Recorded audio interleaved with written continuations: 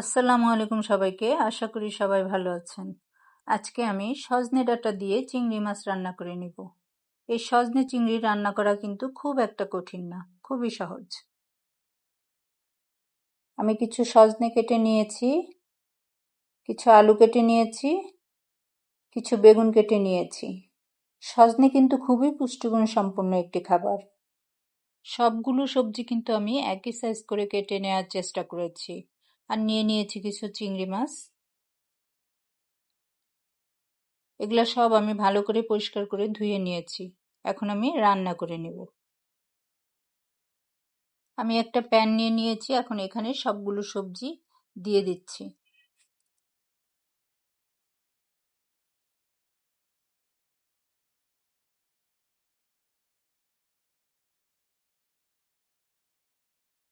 এখানে দিয়ে দিব হলুদ গুঁড়া 1 চা চামচ, মরিচ গুঁড়া 1 চা চামচ, ধনিয়া গুঁড়া 1 চা চামচ।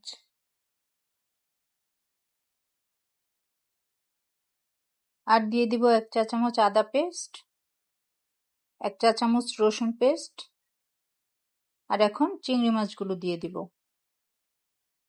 আর দিয়ে দিব পেঁয়াজ কুচি, কাঁচামরিচ, পরিমাণ মতো লবণ আর কিছুটা তেল দিয়ে আমি এখন এগুলো ভালো করে মাখিয়ে নিব।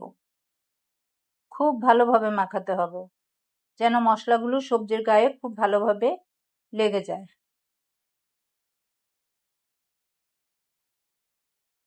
মাখানো হয়ে গেলে আমি এখানে কিছুটা পানি দিয়ে নেড়ে চেড়ে চুলায় বসিয়ে দিব।